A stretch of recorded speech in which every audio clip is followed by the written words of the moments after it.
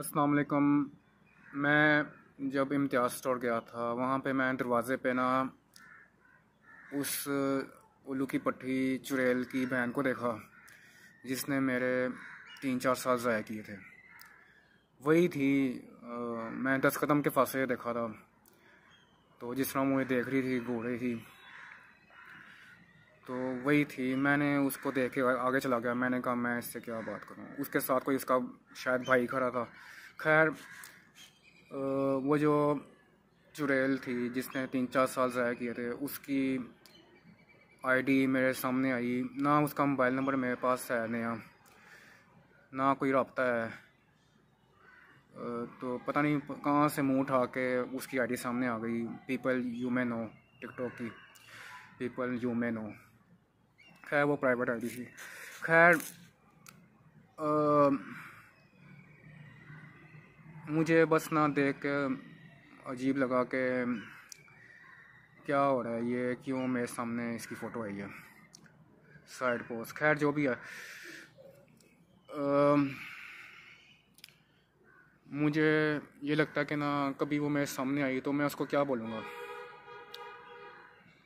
दिल तो कर रहा है उसको 3-4 थप्पड़ लगाऊँ ज़ोर के। ये क्या मेरी ज़िंदगी ख़राब किया तुमने। लेकिन अगर वो मेरी ज़िंदगी ख़राब ना करती तो मैं इतना स्ट्रॉन्ग ना बनता। मैंने ठोकर खाई है तो काफ़ी कुछ मैंने सीखा है ज़िंदगी से, वो मुझे सीखने को ना मिलता। तो अब तो कोई ना, शायद वो कोई मॉडल बन गई है, क्योंकि उसका मैंने कोई पोस्टर देखा था, मेकअप वाला ब्रांड था कोई।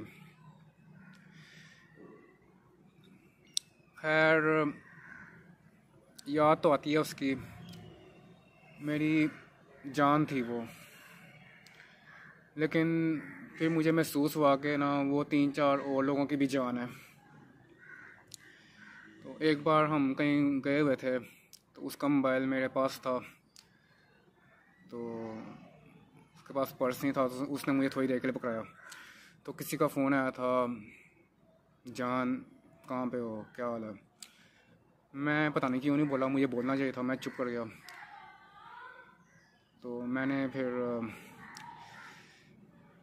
और भी 1-2 बार ना मैंने महसूस किया कि उसके ना 3-4 और दोस्त हैं। तो वो जो चुड़ैल थी, लानती औरत, जाहिल औरत, वो उल्लू की पट्टी थी बहुत खूबसूरत। तो लेकिन मैंने बड़ी कोशिश की उससे करूँगा शादी, लेकिन वो बेवफा थी। वो एक दलदल में फंसी हुई थी। मतलब जिनके इतने चक्कर हों, वो किस तरह एक बंदे के साथ रह सकती है। मैंने सोचा शायद शादी के बाद शरीफ बन जाएगी, नहीं गलत काम करेगी, लेकिन वो और ही चक्रों में थी। कहती शादी नहीं करनी, दोस्ती रखनी है रखो। अगर शादी भी करनी थी तो मुझे डर था कि बाद में भी उसके कोई और चक्कर चलते रहेंगे। तो मैंने कहा दफ़ा करो, अब दुनिया में और लड़कियां ख़त्म हो गई हैं, तो मैं करूँगा किसी और से अब आराम से। लेकिन पता नहीं कब वो टाइम आएगा, कब वो दिन आएगा। वो जो चुड़ैल थी, वो जो अब किसी के साथ होगी, उसको भी कभी ना कभी डसेगी, उसको भी धोखा देगी। वो एक बंदे के साथ रह ही नहीं सकती। खैर, मेरी ना कोई 6 महीने पहले एक दोस्त बनी थी, दोस्त ही थी बस। तो उसने ना मतलब यही ड्रामा शुरू कर दिया, यहाँ जाना है छोड़ दो, ड्रॉप कर दो, वहाँ से पिक कर लो, उधर ड्रॉप कर दो।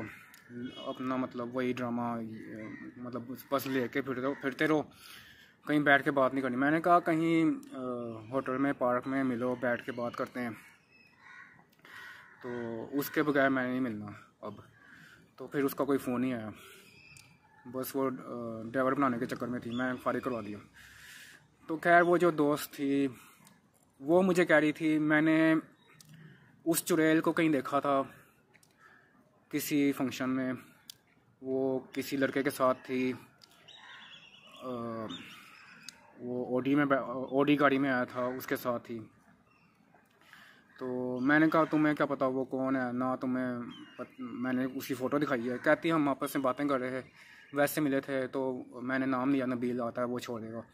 तो फिर उसने कहा नबील कौन है, उसकी फ़ोटो दिखाओ। वो देख के कहती शाहरुख।